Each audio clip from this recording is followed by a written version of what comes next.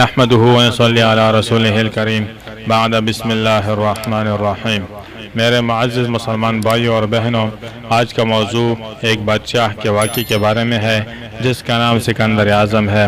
کہتے ہیں کہ جب میں نے یونان کو فتح کیا، وہاں پر میں حالات دیکھنے کے لیے یونان چلا گیا تو دیکھا کہ ایک بندہ بالکل بے خبر ہو کر سو رہا ہے، جس کو اس کی بھی فکر نہیں تھی کہ ابھی میں قتل ہو جاؤں گا، مارا جاؤں گا یا مجھے کوئی تکلیف پہنچ جائے گی، کچھ بھی غم نہیں تھا، آرام سے سو رہا تھا۔ کہتے ہیں سکندر اعظم صاحب کہ میں گیا ان کے پاس اور اس کو میں نے ایک لات ماری تاکہ وہ جاگ جائے، اور اس کے جاگنے کے بعد میں نے اس سے یہ کہا کہ میں نے شہر کو فتح کر لیا ہے اور تم یہاں دنیا میں بالکل بے خبر ہو کر سو رہے ہو۔ تو سکندر اعظم صاحب کہتے ہیں کہ پہلے تو وہ شخص مجھے ایک عجیب نگاہوں سے دیکھتا رہا، بعد میں کہنے لگا کہ شہر کا فتح کرنا تو بادشاہوں کا کام ہوتا ہے اور لات مارنا گدھوں کا کام ہوتا ہے۔ کیا کوئی انسان دنیا میں نہیں رہا جو بادشاہت ایک گدھے کو مل گئی ہے؟ اس واقعے کو ذکر کرنے کے بعد جو میرا مین مقصد تھا وہ یہ تھا کہ آج جو ہمارے ہاتھوں سے ہماری بادشاہت نکل رہی ہے، بلکہ نکل جا چکی ہے، کیونکہ صحابہ کے دور سے لے کر صحابہ کے بعد والے دور تک اور ہمارے اکابرین تک تو اسلام کا نام آسمانوں میں روشن ہوتا جا رہا تھا۔ ہر جگہ پر اسلام کا نام تھا، اخلاق تھے، کردار تھا، اچھی زندگی تھی اور اتفاق تھا، محبت تھی۔ یہ ساری چیزیں ہمیں مل چکی تھی۔ وہ کس وجہ سے کہ ہمارے اندر کے جو صفات تھے وہ باہر کے حالت کو ٹھیک کر رہے تھے، کیونکہ اندر کے صفات ہی ہمارے اچھے تھے۔ لیکن اب ایک دور ایسا آ چکا ہے کہ ہم مسلمان بالکل گرے پڑے جا رہے ہیں۔ ایسا وقت ایسا دور آ چکا ہے کہ مسلمان بالکل نام کا رہ چکا ہے۔ اکثر جگہوں پر تو اگر پوچھا جائے کہ ہمارے آخری نبی صلی اللہ علیہ وآلہ وسلم کا نام یا ہمارے آخری نبی صلی اللہ علیہ وآلہ وسلم کون تھے، تو یہاں تک کہ مسلمان بھائی کو اتنا بھی نہیں پتہ ہوتا کہ ہمارے آخری نبی کون تھے۔ آپ دیکھتے ہوں گے مختلف قسم کی ویڈیوز جو ہے اس کے بارے میں وائرل ہو چکی ہے کہ مسلمان ہونے کے باوجود اتنا بھی پتہ نہیں ہوتا کہ ہمارا آخری نبی کون ہے، ہمارا کلمہ کیا ہے، ہم مسلمان کیوں ہے، کس وجہ سے ہم مسلمان ہیں۔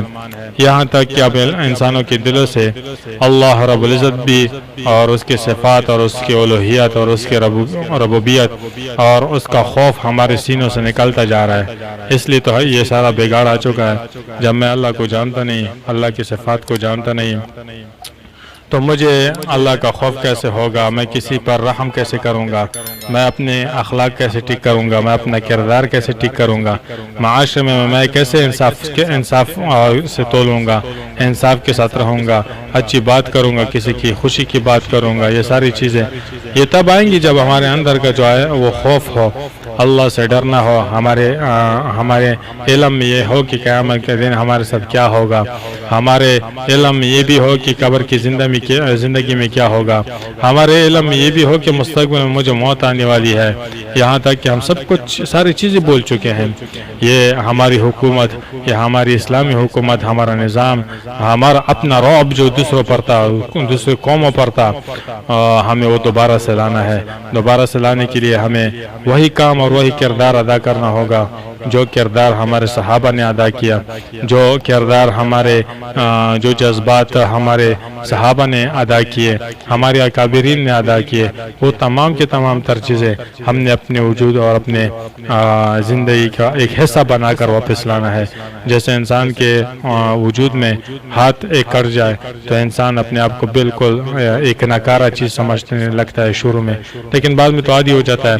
اب ہم عادی ہو چکے ہیں، ابھی ہم سے ناکارہ تو بن چکا ہے، لیکن ناکارہ ہونے کے بعد ہم عادی ہو چکے ہیں۔